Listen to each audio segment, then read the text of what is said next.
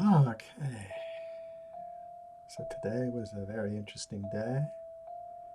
I had to take my friend Jonathan to the airport, and I had a lot of business stuff to do, technical stuff to do, and but then I took the break for my drawing, and I decided to do a lot of experimentation, and I found some different brushes that I hadn't even tried yet, and I did a little experimentation, and then I played with them. Um, and what I found is several different brushes that were not like solid lines, but they were like um, flashes and circles and little, nothing was like solid. And then I kind of played with them and put them into patterns. And then as the patterns, it's like I just started with taking these dots, these splashes, and putting them in circles in this concentric circles, and seeing how by putting them in patterns and then layering these, they created the illusion of more solid patterns. So I was playing with the idea of pattern recognition, of that these are all, it's like particle and wave, and it's like we've got these separate kind of isolated objects all over the place, but when you step back and look at them, you see there's a connection between them. So I was trying to play with that idea of separation and connectedness. Um, so I think I'm going to call it pattern recognition. I'm feeling that, but we'll see. But I'll show it to you here. I probably already have. We'll see. Um, so, so that felt good, and then I had to go back into the work stuff, and I found myself kind of shifting between the states, and then I got caught in the work stuff, and then I came into the bedroom and I realized, oh my God, the sun is getting low. I have to do my video, and I was like, I don't know what I'm going to say, so I'm just rolling with it. But I did, I did. I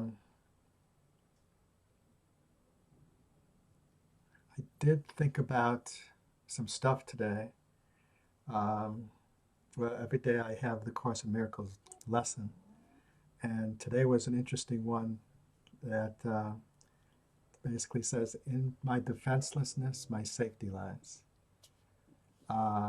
is part of it, but the major part is, if I defend myself, I am attacked. So in my defenselessness, my safety lies, and if I defend myself, I am attacked. This is kind of this different kind of paradigm of looking at the world that is part of the Course. And it's also part of many mystical traditions, the idea that, once again, this is about the idea of separateness and connectedness. So if I'm defending myself, I am automatically creating separation because there's something to defend against. So it's like subject object. So in a way, I kind of finally grokked this idea that any way we defend ourselves, um, and and what was interesting was, this was the big shift for me today, that the idea that planning ahead is a form of defense. It's like, what am I going to do, in an hour from now? We're we're trying to the planning ahead. The idea is that planning ahead is you're defending yourself against possible problems or making sure that what you think you need to do, you do. And so but the problem is we're taking, the only way we could plan ahead is if we project the past forward. And so we lose the potential to have a future unlike the past. So in a way, if we want a future unlike the past, we have to cease defending ourselves and cease planning. And the idea, there was an interesting phrase in there where the idea is that I don't plan myself, but in the moment, if I'm seeking guidance, I may receive guidance to plan something. So it's interesting that trying to make the shift from planning from my ego self, my limited self, my separate self, and trying to get the plans of the collective self.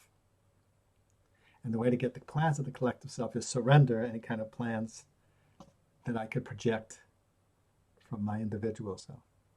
But the trick is the collective self plans come through me too. So we need to discern the difference in these voices.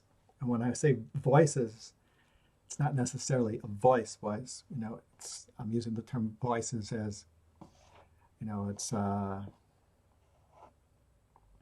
song on the radio at just the right moment triggers something. That's a voice too. Or an event happens that resonates with all this other stuff and tells us, whoa, wait a minute, this is guiding me somewhere. So I've been trying to be in the present. Yesterday I was in the present by being in a state of loss and making fun of death. Today I'm trying to be present by not defending myself, not planning ahead, not projecting any past forward, just trying to be here now and try to receive guidance in each moment. And yesterday was interesting too, because I'm not sure if I was guided or if it was my ego self got caught. You know, after I posted yesterday's drawing, I got it in me that I'm not sure I was guided. It felt like guidance, but there was actually some things that got in my way of doing this, and for some reason I kept going. And I didn't think about it. And then when I posted it, there were some problems with it. But still, I'm kind of not sure what it is. But I basically took the drawing from yesterday, and when I was working on the editing of yesterday's video, I put yesterday's drawing in as I was talking about it, and I did a zoom into the center. And accidentally, I was watching it, and it was zooming in and over me talking. And then when it cut back to me talking, I had like a optical illusion experience, like whoosh, like I could see these streams, and like I was heading into the 0 point field, which is what yesterday's drawing was.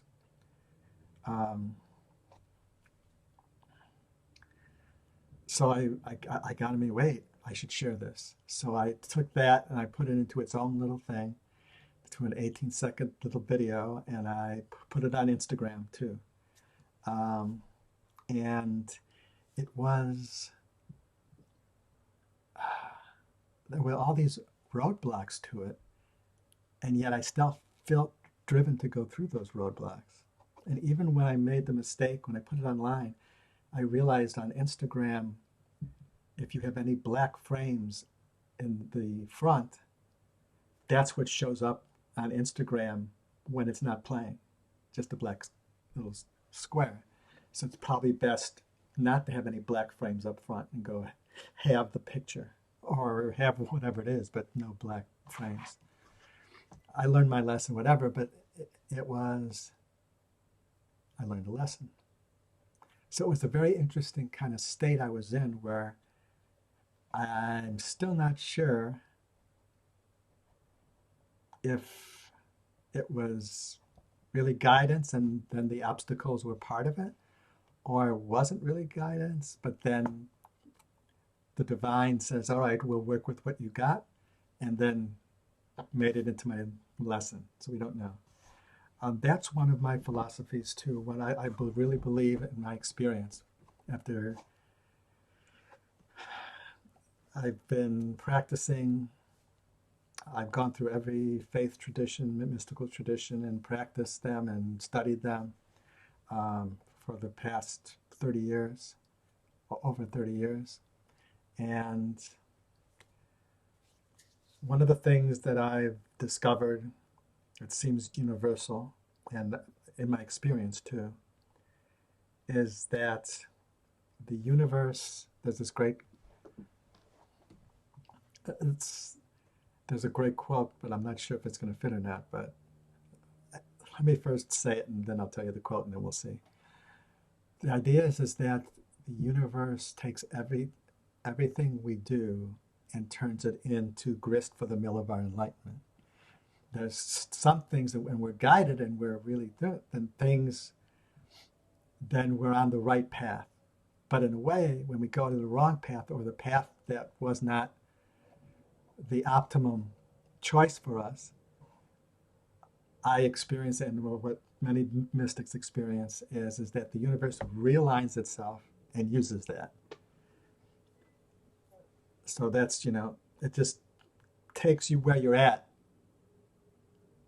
in each moment and uses that. But if you tap into its evolutionary impulse, then how can I put this?